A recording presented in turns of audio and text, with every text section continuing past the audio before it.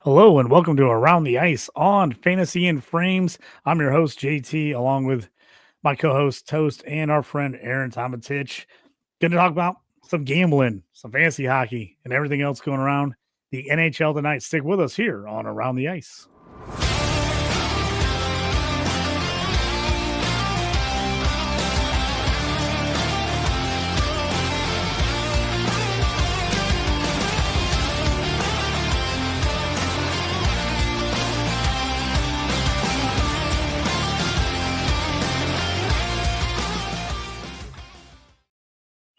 Welcome in, fellas. Another night, a lot of action in the NHL tonight. We got four late games that we're going to jump into here in just a second. Toast, how we doing? Oh man, we were just talking offline here before we went on. It has been a very lucrative week and a half or so with hockey gambling. We'll get into that here. I don't want to spoil it because that's going to be our first section, so we can go ahead and talk about it. But man, we're coming up on this little break where the NHL will actually have the Four Nations games, and that'll give us a little bit of a lull going into the fantasy hockey playoffs, which is really right around the corner. We're in week 18, guys. Aaron, how you doing? Yeah, good. Like Toast said, I mean, you talk about running a heater. Some of these bets, these trades that have been made, I know we'll get to that content a little bit later, but some of these trades, you got to realize, man, these guys, hockey's a family game. You're moving families. It's just, team first. You see the interviews, you see it all. When these guys play in either the hometown or home province they're from, or they get traded in a big headline grab, they are ramped up. And with these trades that have been going on, if you're not paying attention to Toast takes or you're not watching JT's on his Twitter feed, you're not watching the Fantasy and Frames, you're missing out. So that's what we're targeting right now. We're targeting these moves, these players that are going to teams. These, we can debate the trades all we want, but when they go play in a new city and the spotlight's on, man, these guys are showing up. It is. Everybody rides, everybody cash in on this, and we'll get to that gambling, but it couldn't be hotter. And then, like last night we had one game. Today we got 13 games. So it's feast or famine right now. We'll have that break, a little bit of a lull, but still there's going to be good hockey on. I'm sure there's going to be some bets, and we'll have that. We'll have all our take on that, I'm sure. But yeah, no, it's good times right now. Make sure you go and follow all of us on X. I'm at JT Orange. Toast is at Toast Clark. Aaron's at Titch4141. And make sure you also go and like Fifth Hockey, FIF Hockey on the X. Go to our YouTube page, please.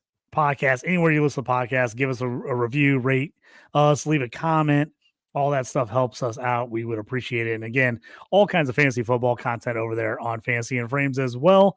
We are the host hockey show on the channel, but they are also all kinds of other content on there as well. Fellas, let's get into some gambling talk. Where's my money? You gonna give me my money? Where's my money, man? As you guys said, it's been a nice week and a half here. A little bit of a lull there for a while. We were kind of complaining on the show a couple weeks ago, but things have heated up. We're finally getting some goal scoring. I know me and Toast had talked about just doing away with shot props altogether for a little while because it was an absolute nightmare. All of a sudden, we're hot on the shot props again. We've come back around on the shot props and some other things.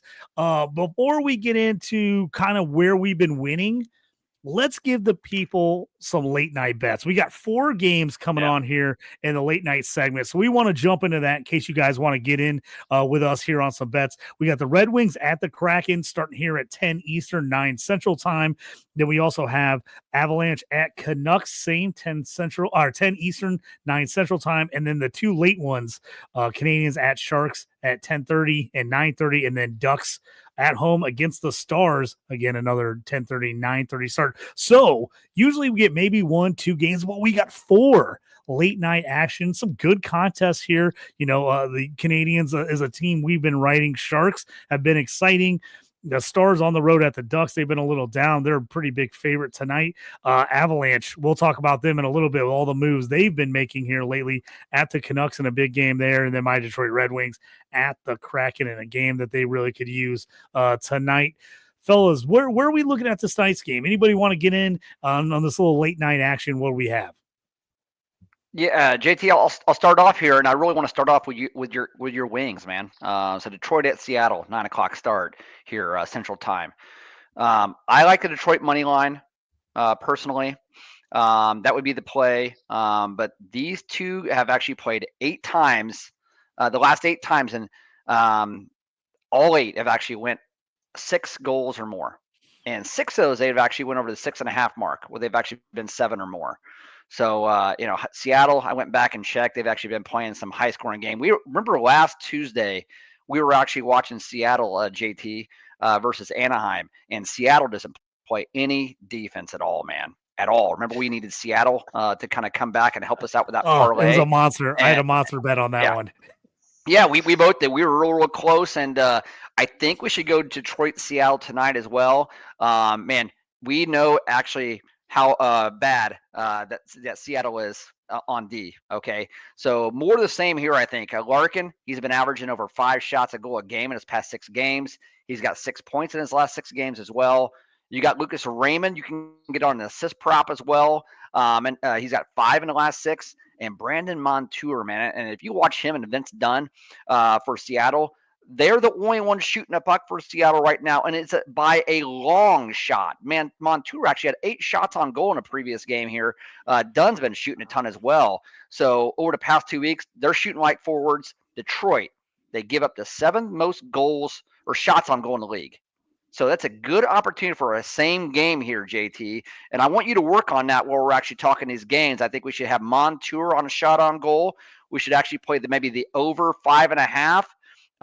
And maybe a Raymond assist, Larkin shot prop, put something together there. But I think this is going to be high scoring. There's going to be a lot of shots on both sides. All right, Toast. So I've got this thing built here going on DraftKings right now. If you go Red Wings money line, over 5.5 total goals for both teams, 3+ shots for Dylan Larkin. He's been on fire on the shot prop. Vince Dunn, 2+ shots right now. In those 4 picks, you're at plus 675. Montour, you can get right now. He is at 3+ shots, is minus 115. If you get 2+ shots, it's minus 300 on him right now. Do you like the Montour plus 3 shots? Oh, definitely. I think if you're going to add him in there, that kicks it up to plus 1,400, folks. 1,400, and that's not even doing any kind of goal or point prop whatsoever. That's literally just 3 guys taking shots, taking Red Wings to win, and taking the over 5.5. You're at plus 1,400. We feel good about anybody getting a point, or do we like the plus 1,400 there? This is a prime JT parlay play of the day. I'm loving this one. Yeah, Lucas Raymond for an assist, JT, and I think if he's going to score, I mean, you get him for a point too, just to make it safe. You get a point at minus 180. I like it at the point minus 180. Kicks it up from 1,400 to 1,600. If you take him just, you know what, that may not be enough. I would say you go assist with him. Assist with him, it takes it to 1,900. Yeah, I like the plus 1,400. I like the plus 1,400. Put it in there. I'll follow you, and then let's remind the listeners here in a bit on which one that is, and we'll recap it here in a bit. All right, we got that one. What about next one for you guys? Aaron, what do you like? Well, on the Wings, let me just say this with the Wings, because that's crazy odds. Okay, that is the prototypical for everybody that's listened to this before. This is the JT parlay as it's been defined. It's crazy odds on that. Love it though. Love it. I just wrote it down. I'm putting it down a little bit. If you're a little bit more on the conservative side, but you still want to get in on the Wings. Wings are playing for a playoff spot, 7-2-1 in their last 10 games. I go Wings. I'm going to take the 1.5 because it is a road game for them. And then I'm going to go with the guy that puts the puck in the net to brink it. He's at plus 280. If you combine those two, you're taking a 1.5 for the Wings and you're getting a to brink it anytime goal. That's a plus 285. So if you want to play a little bit more conservative, there's your conservative bet. If you want to go balls to the wall and tell your boss you quit tomorrow and win your plus $1,400 $1 million bet, go with the JT parlay of the day right there. I love it. All right, JT. So let's recap that one real quick here. I see you got it in there. I'm following you, but go ahead and recap for everybody what we have. Yep. So, like you said, Larkin's averaging 5 shots a game in his last 6. So, able to get him at +3. If you want to make it 4 shots, that kicks it up even more. But I went a little more conservative on that since we're putting a couple different here. So, right now, I've got Red Wings money line. Aaron said, he's got the +1.5. You can do that as well. Over 5.5 total goals for the game. Larkin 3 shots, Vince Dunn 2 shots, and Montour 3 shots. That right now is a +1,400. If you're on DraftKings, they do have a stepped up parlay right now. If you just put that in with nothing else, you can get a 25% boost on that as well to up to 1,750 on there. So I've got it right now at 1,750 in that pick. I like that one a lot. And I do like what Aaron's head's at on that one. I might jump back in here on DeBrincat goal Wings +1.5. I like that a lot as well. I do like the over goals in this one. So I might sprinkle in another one that's a little more, less of a long shot, a little more of a heavy hitter. I might jump in that one as well with a couple actual scoring guys on there because I like where Aaron's head is at on some of those. I do like some of these guys to get some points. So I might throw in a Raymond assist, like you said, maybe to break a goal and then do maybe Wings +1.5. I do kind of like that as well. Yeah, of course you do, man. Of course you do. We're gonna. I guarantee this won't be the last bet we make tonight. I guarantee it.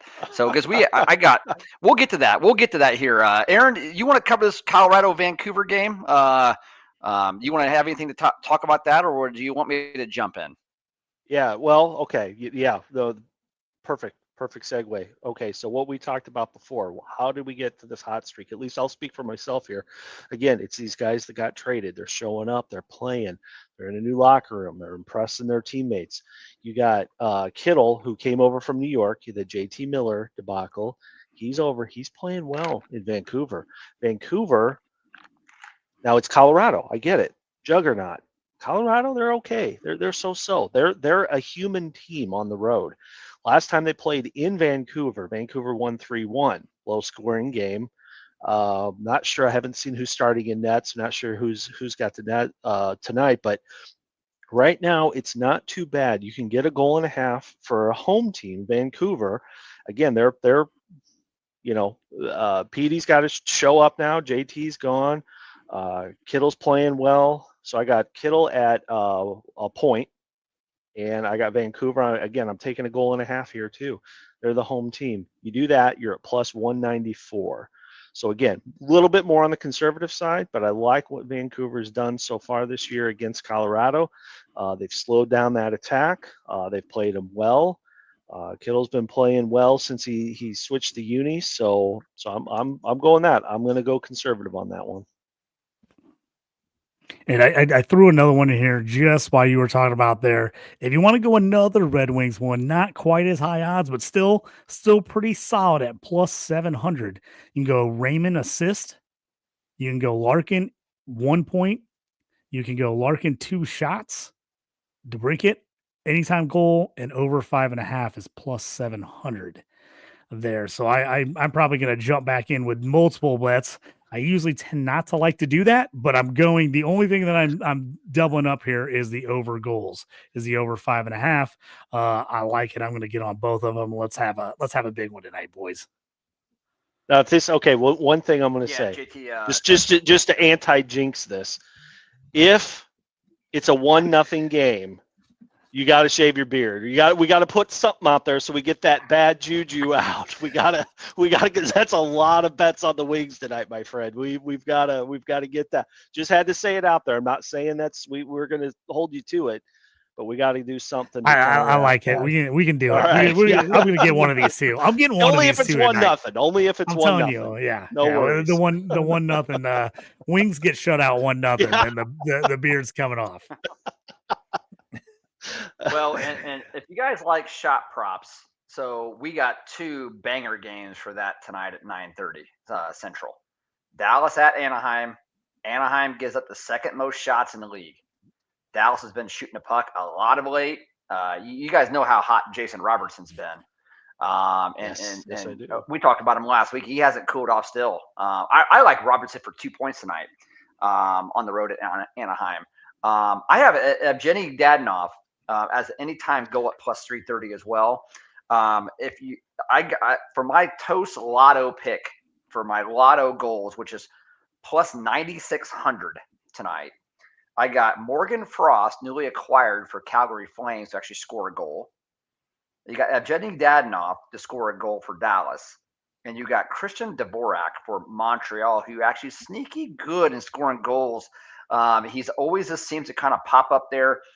That can actually get you at plus 9,600, a $5 bet for $488. Anaheim. So we're talking about Dadonov as well for Dallas. He is now stacked on that line with Ben and Johnston. I want to go through for the listeners, and I want to, since they've actually made a trade for Mikael Granlund, I want to actually go through and I want to read off Dallas's lines 1 through 4. I mean, this is ridiculous, guys. Line 1, Robertson, Hintz, and Stankoven. Line 2, Marchment, Duchesne, and Granlund. Line 3, Ben, Johnston, and Dadonov. And in line 4, you have Oscar Back, you got Sam Steele, and you got Colin Blackwell. I mean, and that's a very formidable line 4. When you got Sam Steele centering in line 4, it's pretty darn good. You don't even really have a Tyler Seguin right now. Seguin's actually hurt. He may be back at some point this season. That's a hell of a 1 through 4, guys. And tonight, I actually like to put a lot of shots on goal tonight versus Anaheim. And if we're talking about shots on goal as well, I'm going to go ahead and steal this last game here because I want to put them together. But Montreal at San Jose, they give up the most shots in the league. And it's not even close, guys. By a wide margin, they give up the most shots. So Anaheim's second most. San Jose gives up the most. And they also give up the most goals. Cole Caulfield for 3 shots on goal. That's close to even money. I may go heavy on that here in a bit if you guys talk me into it, all right? This series has actually went to the under, though. 6 straight games, under 5.5. Georgie, we've talked about him for San Jose. He's awful. I like Montreal to go over 3.5 goals this game, and I like the over. I don't really care what the series has actually went. San Jose's never given up this many goals in a series. They tend to play loose at home as well. I've actually watched them play a lot of home games, and they tend to play loose game. Montreal has been sliding, man. They've not been good. They've lost 4 in a row after being pretty hot there. San Jose, they traded Mikael Granlund to Dallas. Now you got a top line of Eklund and Celebrini and Toffoli. You got Zetterlund and Smith on the second line. We know it. The Sharks are actually playing for that top pick. They're battling with Chicago for the top pick in next year's draft. But you need to kind of put together a Dallas and Montreal player shot prop and like maybe just 2 each. And plenty of goals. I really like these 9:30 games.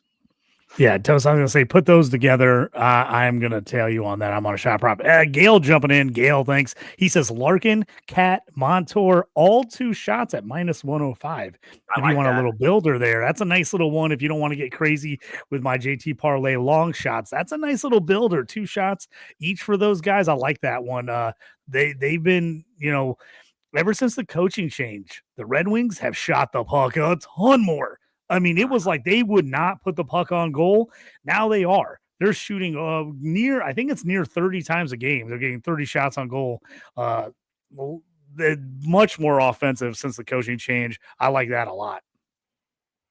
Yep, and the only one that actually makes me a little bit nervous in that one is DeBrincat for the shots.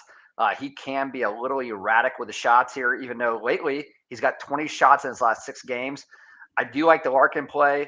I actually like the Montour play. I may even throw Dunn in there as well, and that could be the 3 as well. And also, you could get Casper. Casper's actually been he hasn't been really shooting the puck of the last couple of games there, but he's been a pleasant surprise for the Wings, man. We talked about him last time, JT. Yeah, he's been really nice since they brought him up. He's looked really good in that one. I think the only game, you kind of mentioned some of the San Jose, Montreal. Toast, go ahead and jump in there, look at that, see if we can get one together here for a shot one for this late game. Aaron, you said just because we got a couple minutes before this Colorado Vancouver game kicks off. I like Colorado in this game. You were all over the JT Miller goal the other day. I didn't get in time. I was pissed at myself. And of course, he immediately got the goal. You were all over it. You're like, he's going to get one today. And he did get one when they moved him to the Rangers. So I'm upset about that one. So, but I do like this game. I do like Colorado. I mean, they won 4 out of the last 5 in the series. They just made a couple of the trades, Renton in a surprise being gone here, but they've looked not too shabby. Gail, before you jump in there, he's jumping in. He says, if you take Larkin, Cat, Montori 3 shots instead of 2 shots, it kicks it all the way from minus 105 to up to 490, plus 490 if you make it 3 shots for all 3 players instead of 2. So, Aaron, talk me through that Colorado game again. What if anybody's got 5 minutes here before the kicks off? What's your favorite plays in that one? Yeah, I like what Ketel, I think I'm saying it right, Ketel, whatever his name is, but came over from New York. Ketel. He's playing well now. The downside with him is he's 1 concussion away from retirement, but he's seeing the ice well. So I've got any point. We want to go 1 point, maybe 2 points on that. Again, he's playing at home, but Colorado is so good and they're heavily favored. You're getting the Vancouver, you're getting the Canucks at a plus 1.5 at a pretty good tick. So the reason why I'm saying Vancouver again is because of those trades like you were just talking about, JT. And I think with Pettersson, he's got to step up. He's been taking a lot of shots in the press. This would be a real good game for him to come out. The home team always has the second change. Talk can put Petty out when they just got the other Pettersson too. They have 3 guys with the same last name on that team, by the way. The another Elias Pettersson, and then the Marcus Pettersson they just got from the Penguins. But he can set his line 3 out against the McKinnon freight train, and Natchez has been playing great. So again, I'm going to talk out of both sides of my mouth here. But if I'm big on Vancouver, I think this is the game that they're gonna kind of show everybody that they can compete with the better teams just like they did last year. But if you just you got that gut feeling on Colorado, Natchez has just been buzzing. Tons of assists. He got the game when they went back in Colorado.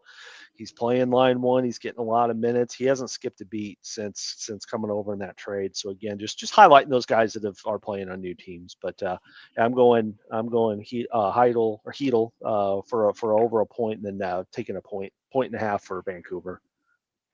Nice. I like it. I put a little something together here. If people want to go outside the player props, they want to go with winners.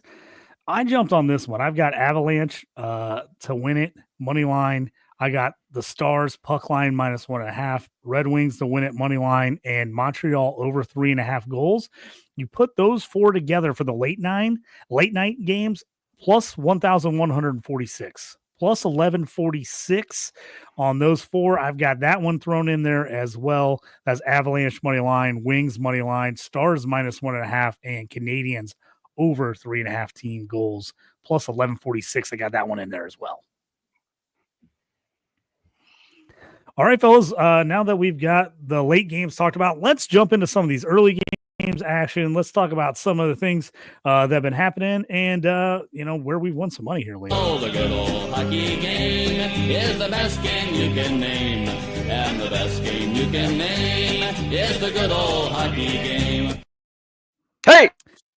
So like you said, ton of action going on tonight. A lot of early games. Toast, jump in, talk about some of the bets you had early that we just missed off before we came on air on a Fanelli shot prop. I thought we had it. Jump in a few of those from the Toast takes from today. Yep. So right now, JT, I've been hot on these shot props and actually doing my brother every single day. We've actually been putting in something that's close to plus 100. Really basically taking everybody where their average is and taking them for 1 less shot a game. So for example, Fantilli for 2 tonight, Bennett for 2. Bennett for Florida, he has actually been a shooting machine. I think he had 6 last time I checked in this game as well. And so I've lead up tonight, I was 4 from the last 4. and basically just winning a ton of money on that. And tonight, I just missed out on a big one. I had Bennett for 4 shots. I had Kachuk for 4 shots. I had Draisaitl for 4 shots. All of those went easy, and I had Fantilli for 4 shots. That was $4 to win $274, and we missed it by 1. Fantilli had 3 shots on goal. So he had a lot of shots at the end. He had a lot of chances. One shot went wide, another one got blocked. We were just sitting here waiting to go on the air, and we're just watching in the game. Like, just get one more shot. He had a couple opportunities, just couldn't actually get a shot on goal. Yep. So we found a new formula, and this is something new that DraftKings now allowing. They're now actually allowing you to actually take the shot props, where you can actually choose to actually get it maybe at 1 shot or 2 shot, or instead of just 3 and 4, they're average the over unders. So that's helping us a lot right now, and actually putting these can't lose shot props together, where each leg's like minus 400 or 350. You put 3 of them together, you're even money, and you get the guys like McKinnon, you get Rantanen, those guys actually go, and it's been easy money over the last week. And like I said, the trending of the shots are actually just working good right now. But Toast take tonight. I do like my lotto pick again with Frost, Dadonov, and Dvorak as well. Get in on that. Coronado has actually scored a goal tonight for Calgary. He was another guy I was actually looking at. So, but I was close, JT, and I'm actually in the process right now of actually putting together another one. And let me get that in so we can actually get it in before the 9-10 start of that drop puck. I got this a couple minutes here. Yeah, throw that in there for us. But yeah, I've been jumping on that. It's a nice thing that DraftKings, if you're on DraftKings, that they've added. So that used to be a FanDuel only. Like if you're doing hockey, like DraftKings, they gave you 1 shot and you had to take the shots wherever they gave it to you, whether it was 2.5, 3.5, 4.5, you just were kind of stuck there. FanDuel actually allowed you to adjust those shots up and down between 1, 2, 3, 4, or 5. So you could do a little builder there. So that's a nice little ad that they've added here in the last like week and a half, 2 weeks on DraftKings has been a nice ad there, because we were staying away from a lot of the shot prop bets because they weren't on DraftKings. And a lot of times our group is all on DraftKings, so we can follow each other and tail easily. So it's nice to be able to jump on it and kind of add some of those to the mix now.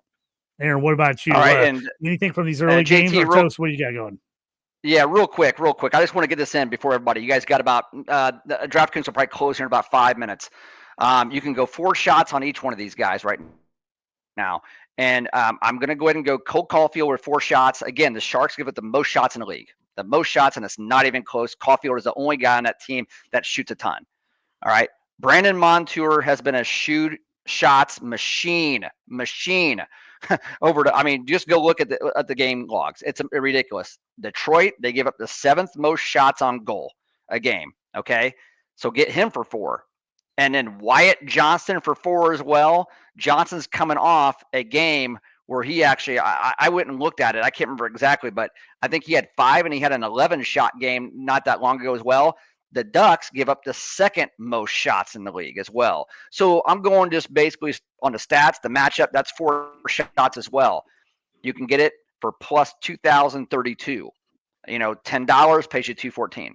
So 4 for Caulfield, 4 for Montour, 4 for Johnston. These are all system plays where basically we all like the matchups. We're chasing the stats at this point based on what they've been doing recently and also who they're going up against and actually the stats there. So if anything's going to go, I'm going to like our chances on that. Sprinkle $5-10 on it, right, guys, and have a decent night for you. Yep, I'm on that one. I like it. I like where your head's at on that. Other games kind of going around today, going around the ice. Islanders currently up 2-1 on Vegas. About 3 minutes left in that one. St. Louis, Edmonton 1-1. Edmonton killing me a little bit here lately on a few of the losses. I've been with you guys. We've won a bunch lately here. Draisaitl and McDavid killing me with some points total. I had a great bet the other day, and I only missed on McDavid not getting a point. I couldn't believe it. It was unreal. But hit everything else. Winnipeg currently up 2-0 on Carolina. Calgary 1-0 at the end of 1 on Toronto, and Philly up on Utah at the end of 1. And I don't know if you guys been paying attention. If anybody is paying attention to my X page, I've been pushing hard on the voting on the Utah Hockey Club. Obviously, my Yeti got denied. I boycotted Yeti coolers now. I am not doing anything with Yeti coolers anymore. I don't know how they absolutely blew that partnership. Oh, just set it up. What a for bunch them of to have idiots. could have had an unreal partnership, would have got them so much free publicity. I don't understand how they thought that was somehow going to hurt or confuse people on their brand. I just think it was really dumb on their part. So now I'm out on the Yeti. I'm leaning Team Mammoth on the vote. It's the Mammoth, the Outlaw, or the Hockey Club. I'm on Team Mammoth. That was my second favorite behind the Yeti. Couple really cool Mammoth designs out there with the mountains in there, with the state of Utah, some different cool things they're doing with that design. So I've been pushing anyone who's a Utah hockey fan. I've been following your page, and I've been pushing Vote Mammoth as they're trying to vote these last couple home games in a row to kind of officially make the push. And I really hope it is the Mammoth. That's just a cool name. I know some people are pushing for the Outlaws. I don't know. The Outlaws just doesn't. I mean, I saw one person post that said, "Can you think of a state we're least likely to be the Outlaws?" And I'm like, "Oh yeah, Utah." Like, why? Like Utah as Outlaws? Yeah, it just like doesn't make any sense. Like if they were in Vegas, okay, Vegas Outlaws makes 100%, but the Utah Outlaws, like, okay, we get all the rule followers and everything. I'm like, it doesn't make any sense. I like the Mammoth. I just think that I've seen a bunch of cool designs. I still think they're going to go with the colors that we all liked. So that was my little push in that game. Philly up 1-0 currently in that one. The games that are already over: Bruins 3-0 over the Wild. Sabres.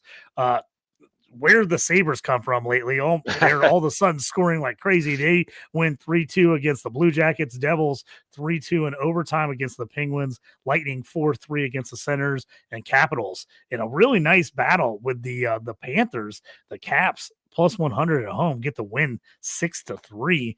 Another team that just is not going away. They still had the OV bet to go over goals and break the record this year. I jumped back in on it.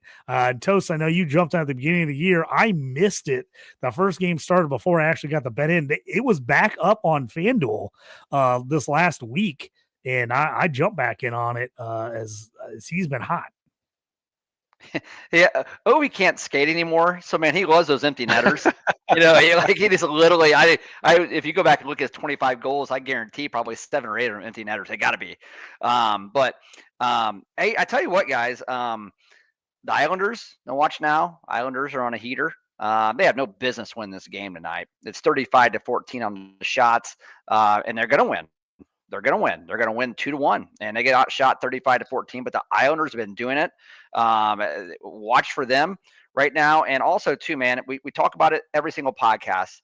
I assume he's in net because basically, there's a shutout right now. But Connor Hellebuck's got to be in net right now. I would imagine for the Jets. And no, it's Eric Comrie. He's actually not. He's killing me in fantasy. I'm going against Aaron tonight, and I thought Hellebuck would be in the goal. It's not. It's Comrie in there. He's only faced 21 shots. He's got the shutout right now. Yeah, and how about the Jets, man? And that is a testament to their defense in front of the goalie. I shouldn't say it doesn't matter who's in net, because it does. It really does. But nevertheless, I think Comrie's numbers are pretty good as well. Just Shifley's had an amazing year. He's probably having his best statistical year. We talked about him a couple weeks ago as well. And wondered, before we get off of Around the Ice, it's been a fun segment, man.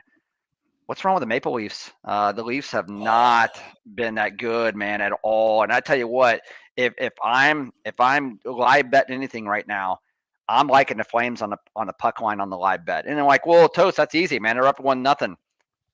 I think they're going to win by 2 here. I think they're going to win by 2 this game. The Leafs just look dead in water. Again, we need a Morgan Frost goal in that game. So, good around the ice here, man. And I like the fact we have 4 games here while we're actually talking. Well, talking about this, like 50 games in the season.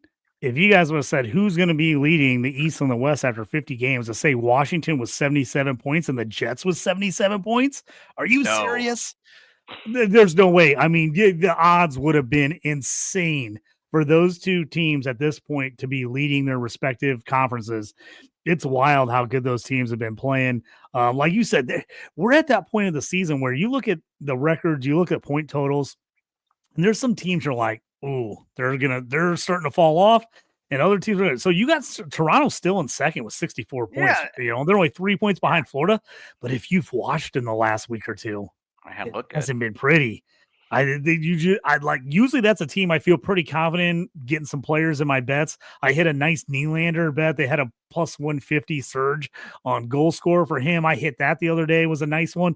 But outside of that, they've just been a very, very tough team to bet on. And you go the opposite of them. Ottawa was a team where like, what is this team doing? How come they can't get it together? All of a sudden, they've surged into third in the Atlantic with 62 points. All of a sudden, they're 29, 21, and 4. And your Ottawa guys getting it going here, Toast. They've looked pretty good of late here, as we're going to have a race down to the playoffs here. There's a lot of teams in the mix, and that's always good for hockey. Yeah. Hey, go Senators. Go Blue Jackets. Yeah. Go Blackhawks. Yeah. I love the Jackets. I mean, that's the only add-on is they're fun. They lost tonight, but they are fun. They are young. They are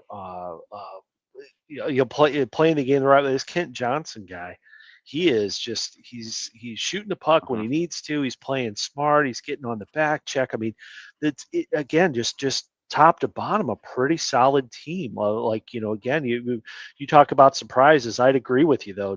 What you said, JT, about the two leaders on the on both sides of the with Washington and Winnipeg. Who saw that coming? Nobody. But yeah, I'd say the nice surprise is that, and then the of late surprise, which you guys already hit on, are the Islanders. That streak. I mean, Florida finally put it into it, but they had seven in a row before then, or 6 or something like that. And then Florida beat them, but again, they just won again tonight. So it's the Patty Waugh effect. He's finally Boyd is his again. If you haven't already, I mean, they're kind of a boring game. I think Barzell's out too, so he's kind of sucks, but. Next time an Islander game comes on, just tune in and watch, but just watch the shade of red that Patrick Waugh's face gets to, especially when it's ramped up if the game's close. It gets pretty alarming. I hope he's got the team doctor close, because he gets that I'd like to see a BP reading on him. It's got to be pretty high. Well, and I'll say real quick here, JT, before we go to the next segment, we mentioned Columbus and how much young talent they have. When we talk about Columbus, almost every single podcast, Battle X Strikes, Kirill Marchenko, the stud young Russian, I think the 23-year-old, he was sitting on the bench, man, took a puck right to the face. He's going to be out at least a month with that broken jaw. He's had to have some surgery there. I think Bedard, when he actually had that happen, he missed about 15 games in his rookie season. So you got to at least think he's going to be out a month. And Werenski was actually out tonight. They still haven't got Chinikov actually back. They got Monahan's out 6 to 8 weeks as well. And they're still competitive. And I like the fact that with all those injuries right now, they're one spot out of a wild card spot with a game in hand right now. You got to like that. So Columbus, man, if you're new to hockey and you're actually just looking for a team, you're like, I'm not really sure who I'd actually follow. Just start following Columbus. Make them your favorite team. They got so much young talent. I love what they're doing. Yeah, let's get in the fantasy segment and talk about a little bit of these injuries coming up and what people need to do to kind of, if they're dealing with some of these injuries. Let's talk about some fantasy. Hey, as they say in hockey, let's do that hockey.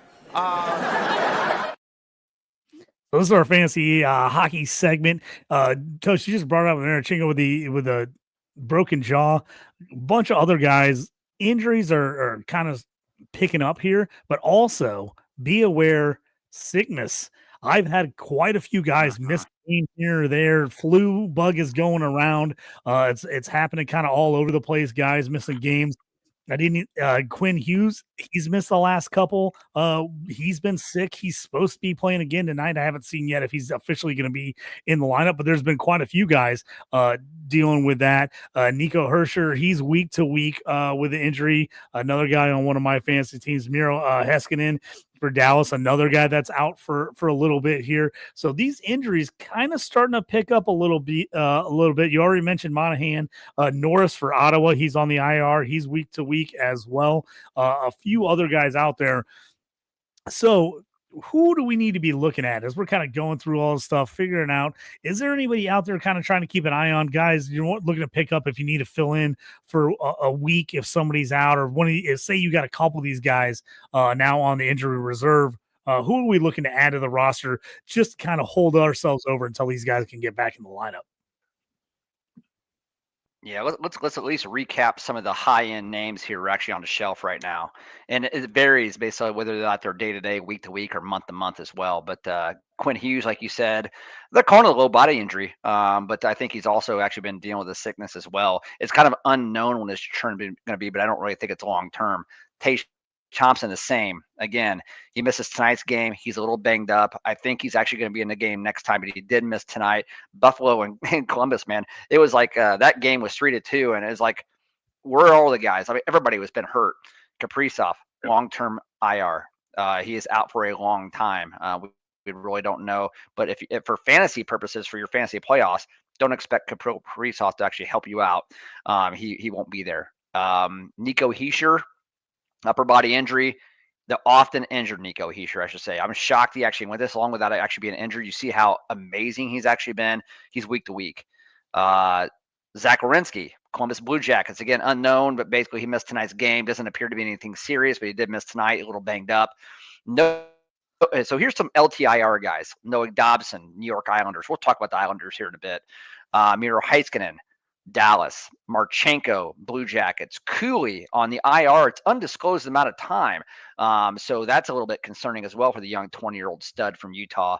Barzal, he tried to come back, couldn't play. He's only played in 20 games this year, I actually heard today. He's on a long-term IR. Sean Monahan's on a long-term IR. Josh Norris is actually the often injured. Josh Norris has had a monster year as well, especially in Bangers League. He's on IR as well. He's week to week. And then you got Chinnikov has still actually been on LTIR. It's been a while. And then Owen Tippett's been day-to-day for a bit. So you need to actually go on an app like Left Wing Lock. So if you go to Left Wing Lock, you can actually see line combinations, or Daily Faceoff has line combinations. See who's sliding up in these spots, and if they're actually playing on that top line or the second line, and who's going to be getting those minutes, especially if you need to stream some people. So there's a ton of injuries around the league. Yeah, Aaron, anybody you got your eye on? Anybody on the waivers that kind of popped up? I know we're at that kind of crazy part of the season where a lot of people have kind of picked through what guys are out there available. And I know I went and looked at this last week, and we had talked about it last week. I went and picked up Stahl. I was struggling. I had a bunch of injuries, some guys that were going to miss at least a week or two, and I'm in a battle to make the playoffs in our Around the Ice League. I was like, I got to get every point I can get. Is our last place playoff spot is points, and I got me and two other teams are right together. So even if I don't win, every point matters. So I'm out there chasing points like crazy. I'm sure there's other people doing the same thing I am. Yeah, and I would say, well, yeah, you just said it, because it's slim pickings out there. A lot of people. It's again, it's that time of the year. It's the grind season. It's the I guess it's the injuries, and you could probably say this about any injury, but the Heiskanen, and again, I know you guys brought that up, but how he fell onto his knee and buckled his knee, and he's out with surgery. But just those freak accidents. Tage Thompson gets laid out. Nobody does anything. Yeah. Yeah. But so what I would do, I would focus. Even though they're dead, I think they're dead last in the East. But going back to the Buffalo Sabres, it's a pretty big. He was picking up a lot of minutes. That's a lot to fill. So I don't know that there's any one guy on the Buffalo Sabres that you can get or that you can slide into that. But a guy might be available. Ryan McLeod, a Jack Quinn, Peyton Krebs has been getting some more minutes, but just keep an eye. And to your point, Toast, that's the best you can do. See who's filling that up, who's getting the time, because that's about all you can do. Because again, most of the names or most of the guys, they went out. Everybody's there's enough injuries out there where everybody's been bitten by this bug, no pun intended, and even if they're out with a sickness, it's pretty slim pickings. So I'd focus. You could go to the bigger teams, the Minnesota Wild, for example, the Kirill Kaprizov that's out. You can go there and but most of those guys are already taken. So I'd go to the bottom feeders. That's why I keep going back to Buffalo. Who's going to take the Tage Thompson minutes? You talk Toast about the Sharks trading everybody out. Well, some of those guys, they got some guys that might be getting called up. You got Boston's fighting for their life. You might want to take a look at some of those teams, but just kind of focus in on a team or two, and whatever source you use, the left wing lock, or what you were referring to, or the daily face off is another good source. You can really get on there and just start looking, because those line 3 guys are now line 1 guys in a lot of situations.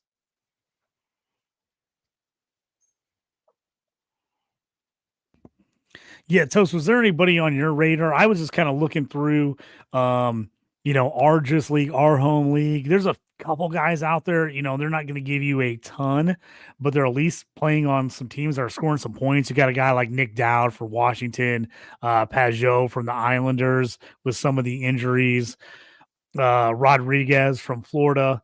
He's not great, but 13 goals, 11 assists, giving you 103 shots so far.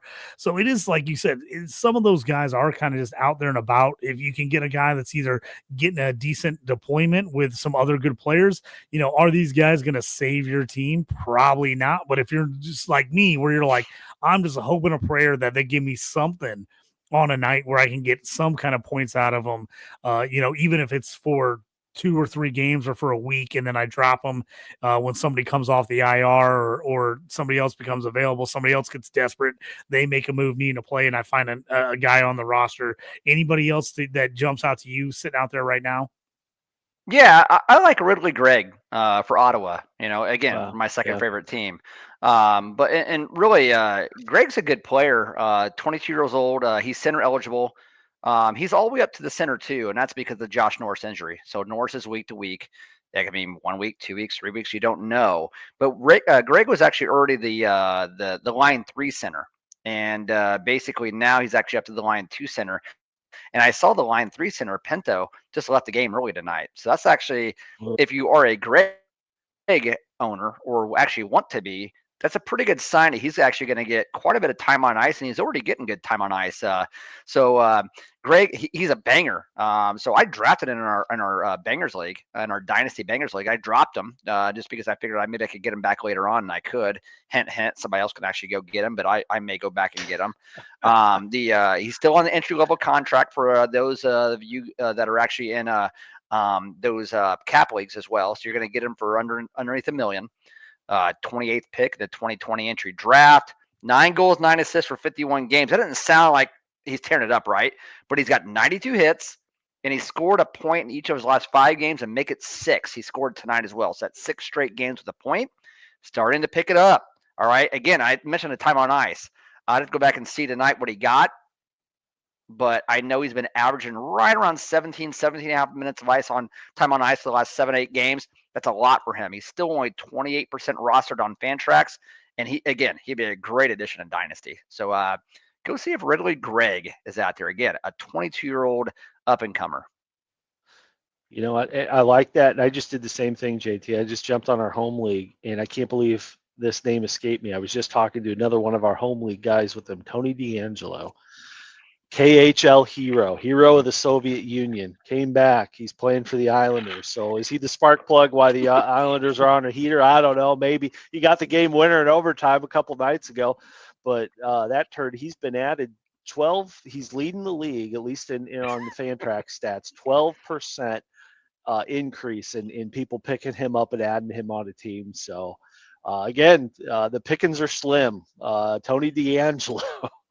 Go get them while you can. Oh gosh, yeah. Never thought I'd say that, but yeah, go get him. Did you call him a Russian agent?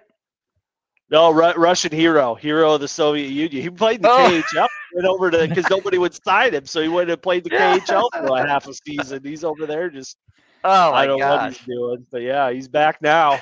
He's probably is an agent. We'll have to check his bags. Yeah. Start calling Do him. you- Yeah, start calling him Tony KGB. Yeah. Hey, it's right up your alley. Russians. You should There we know. go. You got the inside scoop on them. Oh, I mean, you imagine him walking into that Columbus Blue Jackets locker room. They'd be like, "Get out of here!" You know, like you're not really from Russia. Who do we got that's hot and cold right now out there in the fantasy land? Yeah, Well, we mentioned him. The guy who kind of came up short for me, man. But Adam Fantilli, he's on line one, power play one now. He's the C1 on that team. Monahan's going to be out. I mean, he's surrounded by a ton of talent. The third overall pick in the 2023 draft. Still 77% owned on Fantrax. That's a high number, but should be higher, honestly. 6'2", 200 pounds, left-handed shot. 7 points in the last 5 games, and he actually scored 9, I believe, as well. And again, tons of time on ice. He's 32 points in 54 games. And a lot of people on this pod may be like, that's not great. He's 20 years old, guys. He's 20 years old. He was drafted third in the same draft as as Bedard. He's not as good as Bedard. Okay. All right. So people can actually have been bashing Bedard, but man, if they go back and look at Bedard's actually had he's damn near been a point per game player his entire career so far, and we can get on Bedard later on. So Fantilli, hot right now, and great deployment, great situation. If you can trade for him in a dynasty league, oh, amazing, do it. But even in a redraft league, I think he's going to be valuable down the stretch here, especially in your playoff run.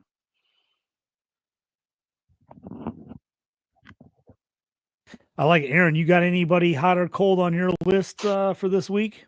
Yeah, I'm going to give you a whole roster. Anybody on Dallas? I mean, there's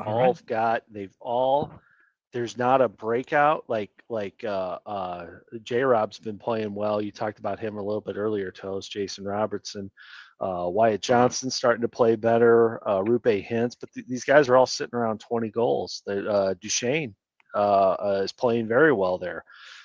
So again, to the depth of that team and to their credit, Dallas, anybody on there, you can target them. If you can target the young guys, good for you. Do it. You're not going to lose out on that trade. But the whole Dallas team, they're all just, they're just trading off goals. Not one guy's taking them all. They're having a time there. They're a formidable team, and you can't go wrong. Yeah, and another guy I'll mention on a cold streak here, man. Remember how we were just pumping up Lane Hudson? He had like assist machine. Like an 11 of 12. Like every morning, Lane Hudson assists. Assists. Like every morning in the group text, Lane Hudson assists. Just take it again. And now he's finally cold. Yeah. I mean, because they were still, even after 9 straight games, they were still giving it plus 100. They were still giving it even money. Could you believe that? But after tearing it up, man, 5 straight games without no points. He's not going to score any goals. 3 goals, 36 assists on the season, I remember right. So 40 points and something like, 50 games. I mean, so JT, can you look it up here? And I got this on my notes here for you to maybe look this up, but look up the Calder Trophy odds right now on DraftKings, because Celebrini's got 37 points in 42 games. And you got to think that Celebrini is actually the favorite. Matvey Michkov, man, was on fire to start the season, and now guess what? He's in Tort's doghouse, and they've been fighting and bitching each other on the. I wonder if Michkov actually said something Russian, to Torts, and I would love to actually see some meme like that, But they were jawing back and forth, and then a lot of people came out online. It's like, well, that's why Michkov actually fell to 6th in the draft, is because of his attitude. And I'm like, well, I don't really agree with that, because he fell to 6th in the draft because of the and known to him actually coming from Russia. That's why he fell to 6, or a lot of people, other teams would have been on him. But man, Michkov, we talked about him as a cold player last week. He has went ice cold. I mean, ice cold over the past 15 games, like nothing at all. But Hudson, I like Montreal to make a late push here. I'm actually checking the standings right now. They got 53 points. That sounds like, you know what? They're 7 points out of a playoff spot. That's not all that great. But here's the deal. They've only played 52 games. They got 3 games in actually hand over Boston. They made a nice little run there. They've lost 4 in a row. That doesn't help, but if they can get hot again, I like a Lane Hudson Calder Trophy run here, and especially considering that San Jose is selling off. Celebrini could get cold. The fact that they don't really have a lot of people around them. I wonder what is Hudson, JT? All right, so I've got it pulled up. This is on FanDuel. FanDuel right now has got the odds up. Celebrini currently is the leader for the Calder, minus 165. Lane Hudson's second right now at plus 180, and he was a little bit better odds. He was in the 300 before he went on that hot streak. He's plus 180 now. Dustin Wolf, the goalie for the Calgary Flames, he's at plus 900 right now at third. And then Mitchkov, who we talked about, who's gone ice cold, has dropped all the way to plus 5,500 odds for him. So even as being in the fourth place spot, he's at 5,500. There's only 2 other guys that got on the list. Jacob Dubs is plus 10,000, and Yaroslav Askarov is plus 20,000. So he's also a San Jose Shark. So Celebrini right now, minus 165, Hudson plus 180, Wolf currently plus 900, Mitchkov plus 5,500. Yeah, I'm going to look at Wolf right now. So here's Wolf's stats for the year, and didn't really realize he was actually eligible. 19, 9-2 with a 252 and a 916 save percentage. And we actually have if they make the playoffs, playoffs, I mean, they're in the hunt right now. If they make the playoffs, you got to think that pushes Wolf up. You know how people like the voting. If he makes a run and they make the playoffs and he plays well down the stretch, if I'm taking a shot right now, I like him at plus 900 odds wise. Absolutely. Absolutely. He's the play right now. He's the only play. And they are in a playoff spot right now. They're in the last wild card spot there in the West at 59 points. They got Vancouver right on their tail. I don't think Vancouver can do it, guys. I just don't think they can actually do it. I don't think St. Louis can do it. Utah. I think it's Calgary's spot. I think they are going to make the playoffs. And Wolf has been the main factor for that. Calgary's not a goal-scoring machine team. They win with good goaltending, defense, and actually get a guy from a Calder-eligible player. They go out and actually get Farabee, which I think that was a great trade for them, getting Farabee and Frost, and actually sending over another Russian. Who did they actually send over? Yeah, Kuzmenko. Yeah. Mm-hmm. So I like Calgary. So yeah, plus 900 on Wolf. That's the play right now for the Calder Trophy. I'm going to go ahead and sprinkle tonight on that, I think. Yeah, I like that one a while. I was looking through a couple others to see if anything kind of jumped out at me. We talked about Hellebuck earlier. It's Hellebuck or nothing at this point. Hellebuck's minus 2,400. I don't know if I've ever seen a guy that high this early in the year to absolutely win an award. He's minus 2,400. The field is plus 780. Wow. It's just crazy. The second right now, odds wise, is Logan Thompson at plus 2,200, and then Mackenzie Blackwood at plus 5,500. It's like Hellebuck or nothing. I mean, that's just wild. He is that high up there. I was just kind of looking through a couple of these other Ross Trophy right now is McKinnon leading, Draisaitl 2, Kucherov 3, McDavid 4, Rantanen 5. And those ones, Rocket Richard, obviously, Draisaitl leading the way on that one, minus 440. Nylander plus 900, and then Reinhart plus 1,300.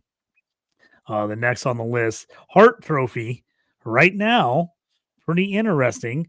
Draisaitl plus 160, McKinnon plus 280, Hellebuck plus 300, McDavid plus 500, Kucherov 1,500, and Quinn Hughes plus 1,500. This is going to be Draisaitl's year. This is going to be Draisaitl's year. I think so. I agree with you. Yeah. Yep. I mean, hey, he hasn't missed a beat. They've actually had McDavid's. He's only had the 3-game suspension there. I think he missed the 2 other games as well. But Draisaitl started hot to the season. He's never let up.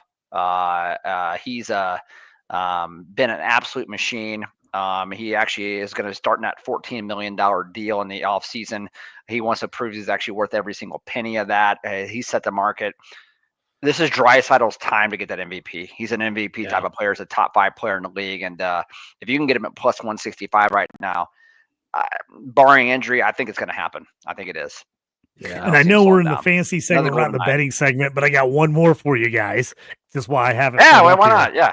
We just talked about the Capitals and the Jets as the top 2 teams in the East and the West. Better still don't believe in them. Right now, Caps to win the East, not win it all, but win the East, they're plus 850. They're number 5 in the East at 850. Same thing for the Jets. They're number 5 in the West at plus 800 to win the West. Leaders right now are Edmonton at plus 270, Stars at plus 400, and then Carolina plus 260, Panthers plus 410. So pretty interesting there that the 2 teams leading the way right now are both 5th in odds to actual win the conference and make the Stanley Cup Finals. So I thought that was pretty interesting that even though they've been that far, they played so well this year, still not believers all around in them.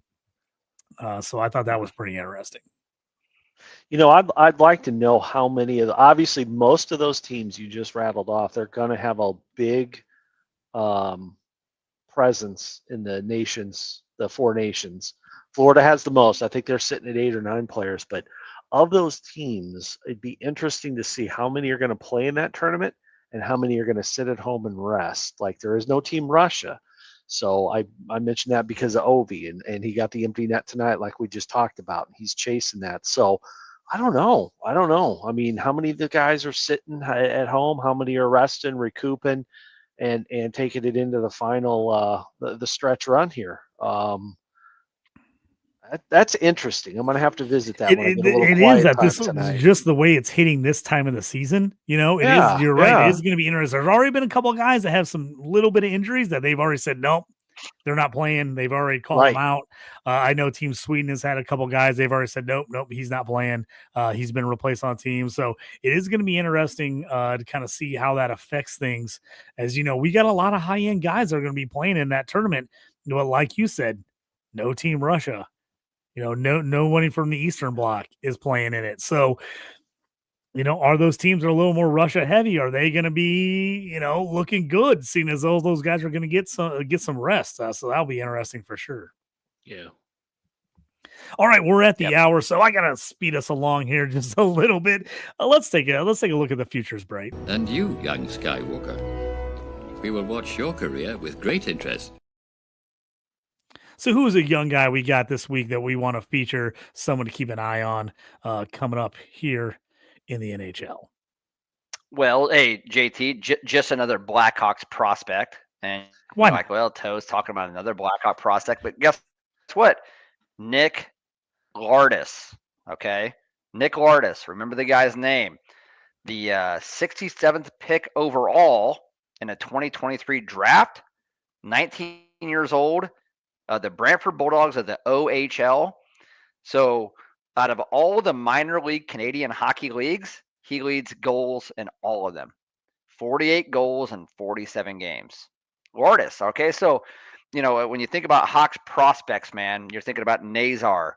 And, you know, you could actually throw Lardis in there as well. But you're thinking about Bedard. You actually have a lot of high-end goal scorers, but Lardis usually isn't the guy's name that actually comes up, and you even actually have the guy who actually I'm having a complete brain fart right now, but actually went 19th overall in the same Bedard draft here as well. That actually goes to the University of Minnesota. But then you actually have Lardis. 48 goals in 47 games at the OHL, 33 assists, so 80 points in 47 games. He's shooting 18%, which again, it's high, but it's not crazy. Like it's not like, oh my gosh, he's shooting 25%, 18% for a shooter. That's about average, honestly, 15%, 18%, whatever. So remember the Hawks obviously had Alex DeBrincat, your wings now, JT. And the last guy that actually led the OHL in scoring or even goal scoring that was a Hawks prospect was DeBrincat. And DeBrincat was actually with the Erie Otters of the OHL for 3 seasons. His first season, he was with McDavid, man. What a team, huh? What a team would that actually been. So back in 2014, 15, 16, and 16, 17, you actually had DeBrincat had 51 goals in 68 games, 51 goals in 60 games, and then 65 goals in 63 games. Right now, Lardis is at 48 goals in 47 games. Can he keep at the pace? He's actually had, I believe, 6 hat tricks. He's had 13 multi-goal games. He had 4 goals the other day. And the Cat actually scored 100 points in 3 straight seasons as well, playing McDavid. So he's a little bit more established. Lardis has kind of come out of nowhere. The Cat was 5'8", 180 pounds, right-handed shot. Lardis 5'11", 165, a left-handed shot. So they have really no similarities. The fact that they just put the puck in the back of the net, right? But Lardis is turning out right now to be the steal of the second and the third round of the draft. Of that draft, he's a steal so far. Of everybody not taking maybe the first 15 picks, he's a steal. He's actually setting the OHL on fire right now at 19 years old. Dauber, back in 2023, they actually wrote a story on him, and they said, hey, he has 8.0 fantasy upside, but only 5.0 NHL certainty, which is low. They said high upside, low floor prospect. So basically hit or miss, right? Bang or bust. Average tools, above average tools, but lacks defensive engagement, physicality, and tools to win puck battles. This was from June 2023. Here's the deal. If he comes to the Blackhawks and he actually wants to shoot the puck, put the puck on net, actually score maybe 20 goals as a rookie and actually be a 30-goal game, I don't give a shit if he plays any defense at all. Okay. We actually need guys who are going to score. We can actually surround him with actually guys who are going to go ahead and get the puck for him. And this is a great, great draft pick for the Hawks, a hidden gem. It worked out in their favor. I don't think anybody actually saw Lardis actually having 48 goals in 47 games so far in OHL. Yeah, it's funny, Toast. And based on that description, as you were talking about, I'm like, if it was a blind description, I would have said Trevor Zegras. With all shot, no defense. So, hey, if that's the upside, I'm all in on that. I was going to do alphabetically. I started with Anaheim last time we were on about the prospects, but I'm going to stick with the theme here and just go, Homer and go with Chicago. Levshunov got called up, and boy, what a first game for him. Guess who's in town? The Edmonton Oilers. So we're gonna see what this kid has day one. That's the future is bright now. Let's see what this kid is, because we took him at 2. And if you've read anything on Demidov that Montreal got, this kid's just he's setting the whole back to Russia. He's setting that whole KHL on fire. He's doing everything. He looks good. He's all over YouTube. He's everything everybody thought he would be, and the Hawks passed him up. Got this kid instead, so let's see how good he is. Let's see how he gaps up against Leo, who's flying around out there. We'll find out. I'm looking forward to tomorrow's game. Of course, was it blacked out? I don't think we could. We'll have to figure out how to see it, but it'll be interesting to see how the kid does. Yeah, and I heard, Aaron, that he may not play. Only reason being is he may just be practicing, but they haven't really announced fully. And then talking about Blackhawks defenseman, Kevin Korchinski was the AHL All-Star Game MVP. He had a goal and 3 assists for 4 points in that as well. The Hawks are loaded with defensemen. And right now, if you actually look at their young defensemen, like Louis Crevier, they call them the Twin Towers, man, right? And they got Crevier and Vlasic, 6'6" and 6'8", and very, very effective as well. And you got Del Mastro, and I believe you actually have the other kid actually is in University of Minnesota right now, tearing it up. Guys, I'm having complete brain farts tonight. I usually know all these the guys off the top of my head. I actually don't. But the Hawks have so many guys on the blue line. You got to think that somebody's going to be up for a trade at some point to actually get a forward who actually score. I'll call it right now. Korchinski would probably be a guy that would actually interest so many teams, being the 3rd overall pick a couple years ago, and you could actually trade him for somebody at a high-end scorer, young guy, which is really what the Hawks need. They're really, really deep at the blue line. They probably don't need that many. You can't sign that many at one time either. So it's going to be interesting to see what they actually do with all these guys on defense. I'm interested. I got Korchinski on our home league sitting in my minor spot. Toast Very turned good. me onto him there as a nice little friendly move by Toast. Turned me onto him that he was out of space and he had to drop him. I went stacked him up. So it was nice there. Appreciate that. Hey guys, it's time to bang. All right, this is our bangers segment. Our home league is our bangers league. Get added points for hits, penalty minutes, and blocks. Toast, I know you got a guy you want to talk about here. I love him. I just went and stole him off the waiver wire in our home league. He's been on fire lately. I was pumped he was there. Should add a pretty nice defensive element to my team. Who you got? Yeah, Alexander Romanov for the New York Islanders. And again, because you got Ryan Pulock, you got Noah Dobson, they're out. They're on LTIR. So somebody's got to step up. They went out and got the bad boy, D'Angelo, the Russian agent. Yeah. All right. I don't know if they call him that. I mean, he was probably interfering with, elections and shit. I mean, but Romanov this year, 13 points in 39 games, not tearing it up. That's a point. Hey, I can do math, right? That's 0.33 points per game. Okay. Fine, whatever. But he's got almost 100 hits and 100 blocks and 22 minutes of time on ice a game. Over the past 7 games, since he's actually had this top pairing now with D'Angelo, 4 points in 7 games, fine. But 16 shots on goal, that's a lot for him. Only 2.5 shots on goal per game. That's a lot by him. And then also 20 hits and 24 blocks as well. So he's only 43% rostered on Fantrax. And in true banger leagues, JT is probably you have him. And I don't know if you've actually had him for a bid or you wouldn't pick him up. Over the past 10 games, he is the top defenseman in bangers leagues, most banger league for all of his hits and blocks and his scoring as well. Over the past 10 games, that's the last 2.5 to 3 weeks, he is number 1. So yeah, Toast, he's been Alexander on fire. Romanov. I'll break down his scoring in those last 10 games since January 9th. 5.2 points, 3.5, 1.5, 7.5, 9.3, 10, 2.7, 3.7, 2.8, 4.2. So this guy's put up some points. Like I said, I went and got him about a week or two ago, right as he started to get hot and all their guys got hurt. I was looking through the waiver wire. I started piling up some injuries, and I was like, I need to go through and fill some holes. And he was a guy that popped up because he wasn't super high up on the list because he hasn't played a lot of games this year, but his point per game average was pretty high as he has just started to get hot. So I jumped on him, and I jumped on him at the right time because if you look at his overall scoring for the year, it's not super high because I think he's only played in like 39 games.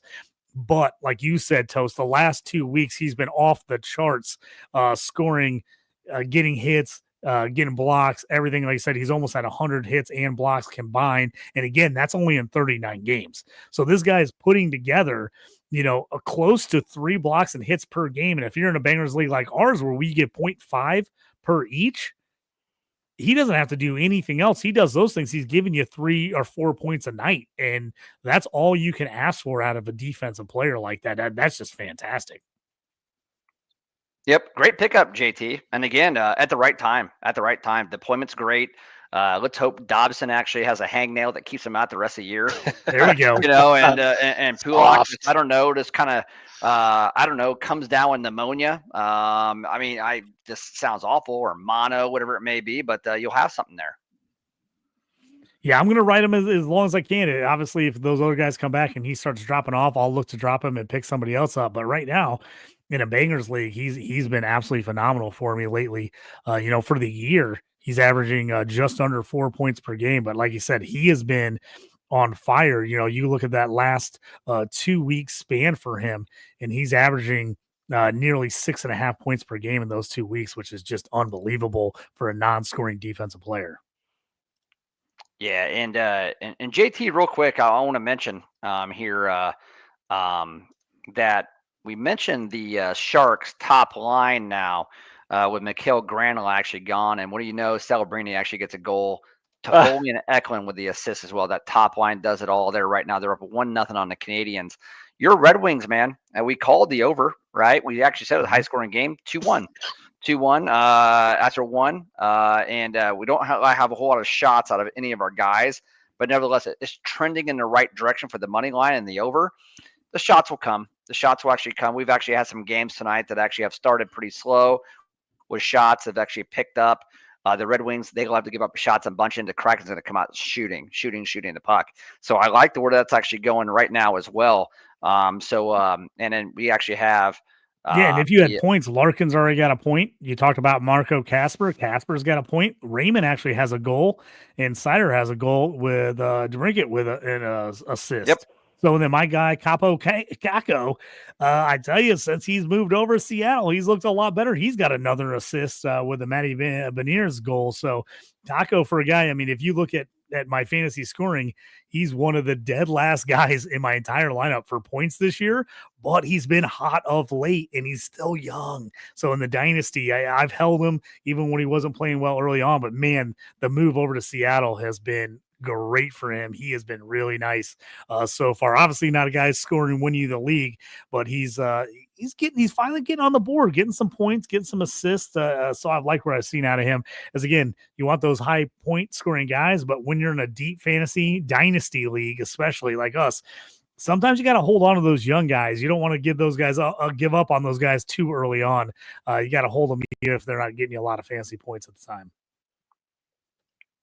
Yeah, I'm going to throw out like an old dad joke. I mean, because everybody's going to be like that. But if I'm Kako, it's going to be like, hey, I'm going to open up a food truck like in the Austin and call it Capo's Tacos or something like that. I mean, could you imagine like Capo? I'm like, he's God, New York's got to be so pissed off about what he's doing right now. And I know they end up getting Miller and they're actually back on track. But I mean, some guys just can't perform in New York and with the media and everything else and actually coming over from Russia and just being new to the United States and a little bit different, right? But man, he's actually found a spot there in Seattle, and man, he's really, really good. This is what you expected of Capo. Yeah, and well, people forget about him. I mean, he's from Finland. I mean, it's a big move. Oh, I thought he was a Russian. No, he's a Finnish guy. He's a Finnish guy. But you look at going from Finland to New York City. I mean, talk about a smack in the face. That's wild. That's big difference. Still only 23 years old. The former number 2 pick in the 2019 draft. Still only 23, 6'2", 206. I just think when they made the trade, I was like, oh, I like this for him. Just because I felt like, man, he could kind of shine there in Seattle. A lot less pressure in Seattle. A lot more loving fan base in Seattle than it is in New York. They're a little hard on you sometimes there in the city. So I just thought it was a nice move for him. And like I said, he's not blowing you away this year, but he's been solid. 9 goals, 21 assists, 30 points now. And like I said, he's been, he seems like he's more comfortable in Seattle. He's already exceeded all the numbers he had when he was in New York, even in less games. So it feels like he's getting a nice spot. Highest shooting percentage of his career since he's been with the Seattle, 16.1%. And to your point, JT, the entire population of Finland is about 5.8 million. I just Googled it. New York City's a little over 8 million. So you go from your entire country's population, and then you're adding another 3 million, and that's the city you live in. So good luck, pal.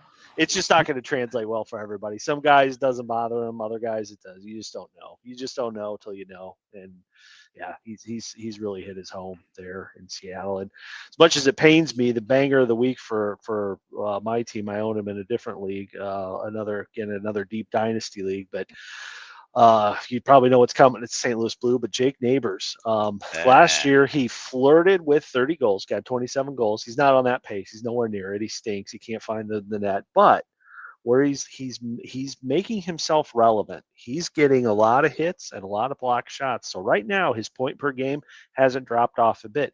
His goal production has fallen off the charts. He's at 11, 12 goals. But his hits are almost double where he was this time last year. So he's making himself known, making his presence known. He's getting into the game when he, if the shooting percentage is only down 4%, so you wouldn't think a big dip with the goals, but nonetheless, it's what he's got. But he's getting in the mix, getting in the plays. He's not afraid to get his hands dirty. So as far as a banger goes, that's what you're looking for. That second, third line guy. He's your guy. Love him or hate the Blues, which I hate him a lot. I'm taking this guy all day long for a bangers league, no question. Yeah, when you said he's getting in the mix, I thought about, hey, he's thrown in the mix and tossed out of bars. I just thought about the song, and I kind of like, yeah, yeah, that's awesome. So I Not kind of this like this guy. guy Get him already. out. Yeah. All right, but boys, let's bring it home here with final segment of the night. It's categories. Let's take a look at the board. And the categories are. So here was to talk about our categories league players that are kind of hidden in this style format. Different breaking into giveaways, takeaways, face-off wins. Every league can be different the way you set it up here. But Toast, start us off here with who you got as a guy that you're looking at as a possible pickup or a guy that's been playing well in a categories league. JT, I'm going to go ahead and embarrass myself here right now. I got nobody. This is I was scrambling around trying to kind of find some people and really have some guys to talk about, and I just didn't get to that segment. So I was hoping that would come around and be like, maybe Aaron's got somebody tonight. Oh, I got the best one. I got the best one. Well, then let's get to let's get to Aaron Tometich. Hey, that's good. We're way over time anyway, so let's go to Titch and let's. What do you got, man? Dylan Strome, who's going to show up in more ways than one. But his categories, his face-off percentage, he's going to flirt with 60% this year, guys. Just a quiet, silent 60%. And you know right now, you watch the Caps games. We watched the Caps game tonight. He's feeding Ovi like it's his life depends on it. He's not even looking at the goalie. He's not looking at the net. He's looking for number 8. Where's 8? There he is. And he doesn't care if there's 2 guys on him. If there's 3 guys on him, he's passing that puck. You bet your ass he's going to get on number 873. He's going to be on that first assist. So Dylan Strome, but the thing I like about him the best and the thing he's really upped his game at, he's in that face-off dot no matter where the face-off is. The defensive, offensive, neutral, he's always on the draw, and he's just sending him back, snapping it back to his D-man. He is incredible in that. So if you're in that cat league, you're going to pick up 1 million assists, and then you're going to get your face-off category as well. So look at Stromer. You have him, great. He's not a free agent out there. He's rostered in about 75% of the leagues in Fantrax. Trade for him, get him. The dude's a machine. Miss him from the Hawks. God, if the Hawks held on to him, Hagel, I mean, we could go on and on. All of them are out there just doing well, just living their best life on all these playoff teams. But yeah, Dylan Strome, love him. That's gonna about do it for us, guys. Final face-off. Any thoughts as we kind of close out the night? It's been a great night. A ton of action still going on. So people, if you like the live bets, jump in. You got the Wings up 2-1 at the end of one right now.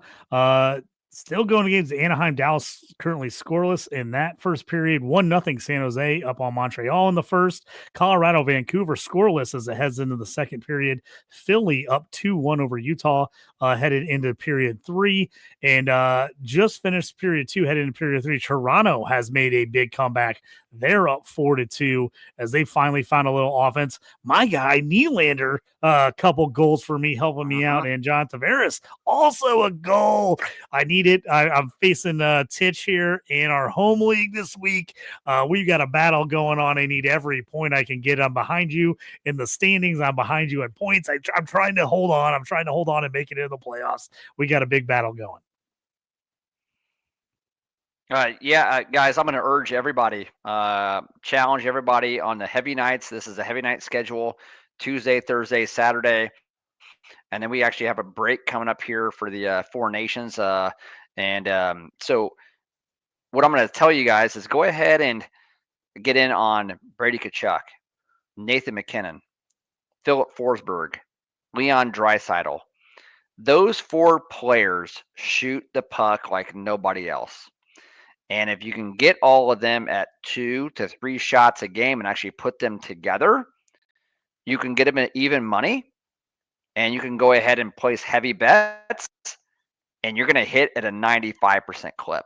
Okay, so Tkachuk, McKinnon, Forsberg, and Draisaitl. And the best of those actually being Tkachuk, McKinnon, Draisaitl, but even Forsberg's been amazing right now. It's pretty much been automatic. Those guys are not going to stop shooting. They've actually been shooting tonight as well. They're both over 4 or 5 shots a game tonight. there's a lot of money to be out there if you don't, or if you're not afraid to actually go at even money to actually go ahead and put down some heavy bets. So go ahead and try it out. Yep. Make sure you're following Toast at Toast Clark and at Fifth Hockey. He always gives you your Toast takes.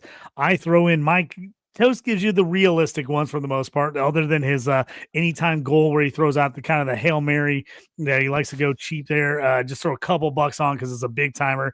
I like to throw out the little crazier ones, so you can follow me at JT Orange. I put on my JT Parlay play of the day. Aaron, you got to follow him at Titch4141. Follow all of us there. Interact, got questions, fantasy questions, betting questions, any of that stuff. Hit us up. Please, please, please, if you haven't, go like and subscribe to the Fifth Hockey channel. Go to Fantasy and Frames. Please follow them. Hit the bell. Let them know the notifications when we're on, when all the other shows and Fantasy and Frames are on. Tomorrow night, me and John McGlynn doing a ton of Dynasty rookie evaluations for football. Ton of shows. We've had a bunch of stuff coming up. We got a bunch of really, really good guys coming on here giving us good info. So if you're into fantasy football, make sure to check those out. And then on the Stew with JT Brew, my podcast, we will be doing a 2-round rookie mock draft tomorrow night, 8 o'clock Eastern, 7 o'clock Central. I have a couple friends on there. We'll be doing that. So if you're looking to get a little fantasy football fix here before the Super Bowl, while things are slow, jump in there. And then make sure to check us out. We will be doing a Super Bowl show here on Fantasy and Frames. We're going to be going through all our favorite bets, who we like to win the game, discussing, breaking down the whole thing. So make sure you check that out prior to the Super Bowl. We've got a great group of guys, all the Fantasy and Frames. We'll be on there. Yeah. Yeah, we got a whole crew is going to be on there. Me and Toast are going to be breaking down mostly our favorite bets. We're going to get a lot of analysis from the other guys. So make sure you check that out this week before the big game. Is before we get the football season officially closed up and ready for the draft. It's all year long now. This is Dynasty, baby. It's all year. Football, hockey, we go all season long. It's fantastic. Everybody, thanks for joining us tonight. We had a great crew of people on. We appreciate it. Let's hope that all those bets hit. Thanks, fellas. It was a great one. Talk to you guys next week here on Around the Ice on Fantasy and Frames.